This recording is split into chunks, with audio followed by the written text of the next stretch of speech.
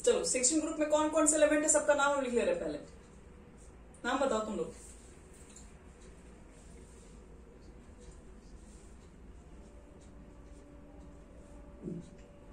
Tellurium ना, polonium, oxygen, sulphur, selenium, tellurium, polonium. जिसमें से पोलोनियम को कहा गया रेडियो एक्टिव एलिमेंट से, इसके बारे में हम लोग चर्चा ही नहीं करेंगे कभी। तो और ये जितने एलिमेंट्स इसको शॉर्टकट में एक लाइन पे कहा जाता है कैल्कोजेंस। केमिस्ट्री की केमिस्ट्री कुछ भी बोल याद रखो। चलो ब्यूटी पुट ब्यूटी बुट, तो यही है आपके पास है। कई कोई दिक्कत नहीं, कैल्कोजेंसी बोल दो। देखो चलो, इसको हम बोलते हैं कैल्कोजेंस भी कहा जाता है। और इसमें हम लोग ये बात करते हैं सारे एलिमेंट्स को अगर कैल्कोजेंस भी कहा जाता है तो क्यों कहा जाता है। तो रीजन है इसका, क्योंकि इसमें ज्यादातर जितने भी एलिमेंट्स है सब और फॉर्मिंग सब्सटेंसेस है।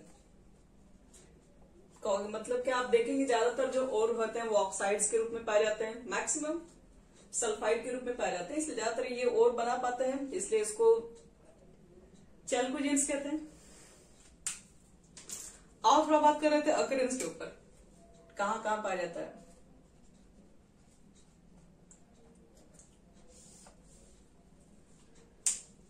तो ये तो सबको मालूम है कि oxygen is the most abundant of the element of the earth. Earth पर पाए जाने वाले सबसे मोस्ट एबंडेंट एलिमेंट्स में आता है आपके पास है ऑक्सीजन। इसमें कोई डाउट नहीं किसी को भी, लिख दो most abundant of all the elements of the अर्थ, वो है आपका ऑक्सीजन। इज ऑक्सीजन, ऑक्सीजन के बारे में पढ़ रहे समझ लो, इसी से आप लोग का दिन रात का गुजारा हो रहा है।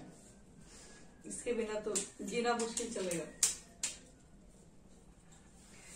फिर बढ़ते हैं इसमें आगे। जो ड्राई एयर आता है, ड्राई एयर का मतलब है जो लू गल वाला गर्मी आगे, ड्राई एयर जो कि कुछ दिन के बाद आएगा। तो ड्राई एयर में भी ऑक्सीजन होता है। तो ड्राई एयर में कितना है, अराउंड आपको 20.95% रहता है ऑक्सीजन। उसके बाद कहा जाता है कि सल्फर का अमाउंट बहुत कम पाया जाता है। सल्फर का अमाउंट देखा जाता है कि अर्थ क्रस्ट से 0.03 से 0.1% के बीच में ही रहता है। ऑक्सीजन तो खैर बहुत ज्यादा है, सल्फर का देखो सल्फर का अमाउंट बहुत कम है, और खास करके वो अर्थ क्रस्ट में ही पाया जाता है 0.03 से 0.1% ओनली।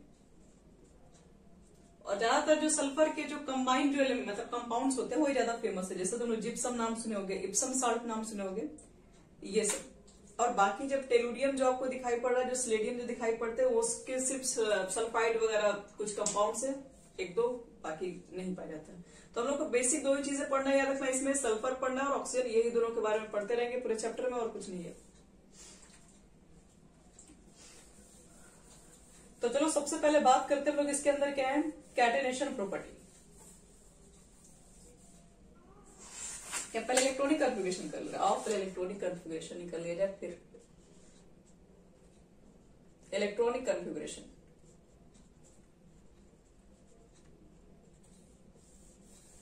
इसका जनरल इलेक्ट्रॉनिक कन्फिगरेशन क्या लिखोगे, एक तो पी ब्लॉक का है तो NH2 वाला घर तो पहले ही भर गया होगा। पी में 3 आता है तो 15 ग्रुप, पी में 4 आ जाएगा तो ये आपका हो जाएगा 16 ग्रुप के एलिमेंट्स। NH2 NP4 इसका जनरल इलेक्ट्रॉनिक कन्फिगरेशन होता है। हो गया पहली बात। दूसरी, अब देखो ये शॉर्टकट मारेंगे, ये सब हम लोग पढ़ चुके हैं बहुत बार। Atomic radii down the group जाने पर क्या होगा, एटॉमिक रेडियाई इंक्रीज होगा कि डिक्रीज होगा, सोचो। ऑक्सीजन एक लाइन के बाद है increase, number of cell increase करके बात खत्म। तो लिखना कि एटॉमिक रेडियाई इंक्रीज है बस।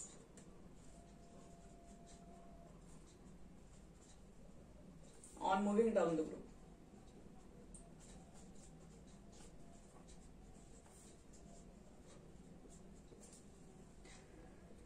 अब बात करो इसमें ionisation enthalpy, down the group जाने पर क्या होगा।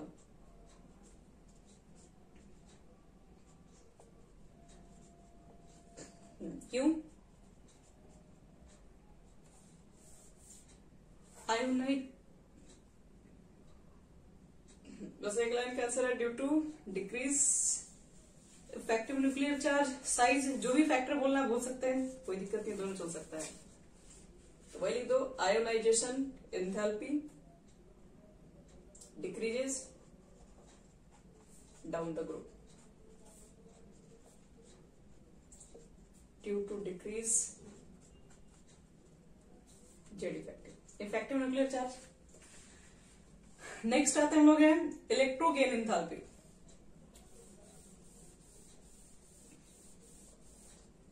Five number, electron gain enthalpy. थोड़ा सोच समझ के जवाब देना पड़ेगा। इलेक्ट्रॉन गेन एंथैल्पी क्या होगा?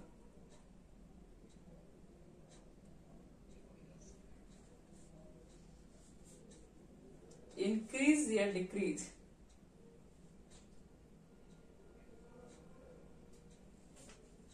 तो इसका सल्फर का ज्यादा है कि ऑक्सीजन का ज्यादा, ही बताइए।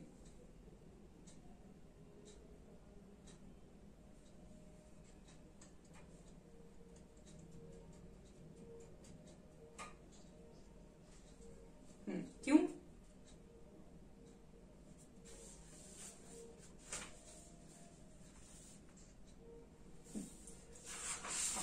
बोल सकते हो कि साइज का ही फैक्टर है यहाँ पर, सब कुछ साइज का फैक्टर है, क्योंकि ऑक्सीजन के पास स्मॉल साइज है, तो इलेक्ट्रॉन जब वो ले लेगा तो उसके बाहर हो जाएगा 7 इलेक्ट्रॉन, पहले से ही 6 है, तो इलेक्ट्रॉन डेंसिटी बढ़ जाएगा, रिपल्सन बढ़ जाएगा।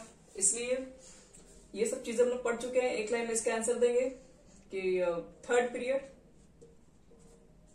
या फिर सल्फर लिखो, थर्ड पीरियड की क्या जरूरत है। Sulphur has greater electron gain enthalpy as compared to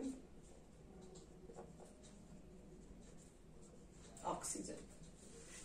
वही पीछे लिखवा चुके हैं, ड्यू टू, आपको बताया था जब स्टार्टिंग में, ड्यू टू क्या है आपके पास इस small size of oxygen atom, incoming electron feel more repulsion, so tendency to gain electron is very difficult. और इलेक्ट्रोनेगेटिविटी,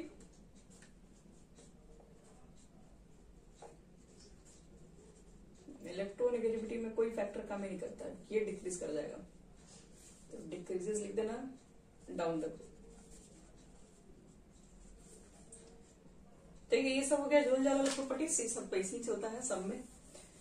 और इसके बाद हम लोग पढ़ते हैं कैटेनेशन, भी इसी में देख लो।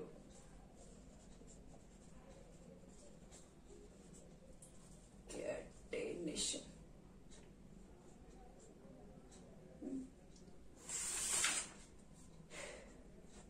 कैटेनेशन प्रॉपर्टी क्या होता है?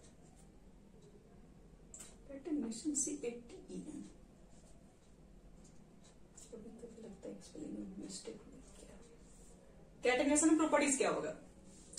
इंक्रीज करना चाहिए, डिक्रीज करना चाहिए।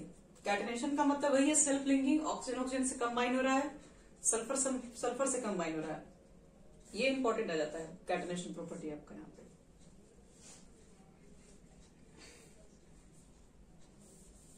इंक्रीज डिक्रीज का बात ही नहीं, बस 2 क्वेश्चन में आपके पास ऑप्शन है, सल्फर या ऑक्सीजन, बाकी सबको भूल जाइए। कैटेनेशन प्रॉपर्टी किसका ज्यादा है, सल्फर का या ऑक्सीजन का? क्यों?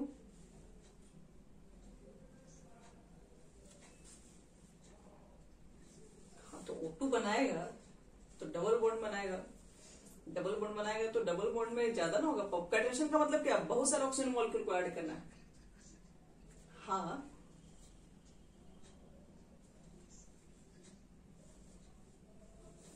अच्छा, S8 तो बनता ही है, वो तो ठीक है, वो नहीं पूछ रहे हम, तो आपको ये भी ऑप्शन दे रहे हैं। जैसे कि हमको कैटेनेशन प्रॉपर्टी क्यों बनाता है, इसलिए कैटेनेशन बनाया जाता है क्योंकि सेल्फ लिंकिंग तभी हो सकता है जब आपके पास बॉन्ड स्ट्रांग हो। तो बॉन्ड स्ट्रांग हो तो मान लो डबल बॉन्ड वाला बना रहा है तो ज्यादा स्ट्रांग हो जाएगा, फिर ट्रिपल बॉन्ड बनने का तो और ज्यादा स्ट्रांग बॉन्ड बन जाएगा। प्रॉब्लम देखिए बस यही क्रिएट होगा कि ऑक्सीजन के पास ना एक तो साइज छोटा है, तो बॉन्ड तो इफेक्टिव बनेगा ही, वो समझ में आता है, लेकिन लोन पेयर भी उसके पास काफी नजदीक हो जाएगा, फिर जिसकी वजह से रिपल्सन बढ़ जाएगा। रिपल्सन बढ़ जाएगा तो फिर कैटेनेशन प्रॉपर्टी कम हो जाएगा, फिर सेल्फ लिंकिंग का कैपेसिटी कम हो जाएगा। इसलिए सल्फर आगे आ जाता है इसमें। तो इसका हम लिखवा दे रहे हैं, क्वेश्चन बहुत बार पूछा भी हुआ है कि कैटेनेशन प्रॉपर्टी सल्फर का ज्यादा क्यों है ऑक्सीजन से। तो due to a small size of oxygen atom,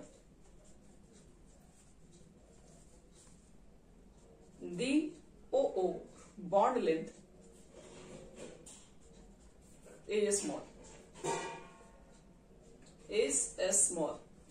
oxygen के जो बीच का बॉन्ड लेंथ है वो क्या हो जाएगा, काफी कम होगा, क्योंकि साइज ऑक्सीजन का पहले से ही छोटा है। तो as a result lone pair repulsion is maximum. तो लोन पेयर के बीच में रिपल्सन मैक्सिमम हो जाएगा as compared to SS bond.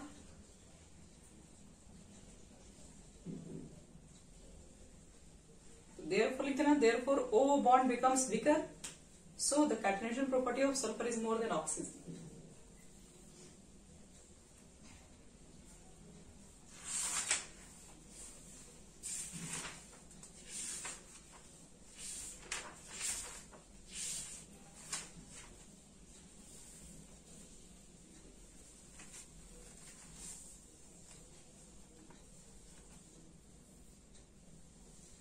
चलो हो गया ये पूरा सबका।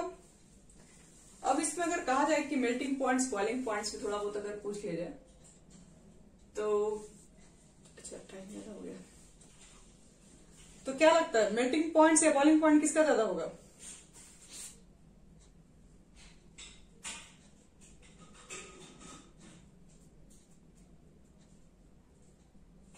सोचो खुद से। पहला वाला क्या है, इनिशियल ऑक्सीजन आओगे नॉन मेटल्स, सल्फर आओगे नॉन मेटल्स, धीरे धीरे आगे बढ़ोगे सेलेनियम आ जाओगे, टेलोनियम, ये सब मेटलॉइड में आ जाएगा, नीचे आते आते पोलोनियम में आपके पास मेटल्स तक मिलने लगते हैं। तो डाउन द ग्रुप जाने पर मेटालिक कैरेक्टर इंक्रीज करती है, नॉन मेटालिक कैरेक्टर डिक्रीज करती है। तो मेटालिक की मेल्टिंग पॉइंट्स ज्यादा होंगी, तो इसलिए मेल्टिंग पॉइंट्स बॉइलिंग पॉइंट्स क्या होता है कि डाउन द ग्रुप जाने पर इंक्रीज करता है। बस यही रखते हैं, सारा प्रॉपर्टी हमारा हो गया कंप्लीट। अब इसके कंपाउंड्स के ऊपर बात कर रहे हैं कि ऑक्सीजन कौन कौन से कंपाउंड्स बनाएंगे और उस कंपाउंड के अंदर उसकी क्या होगी प्रॉपर्टीज।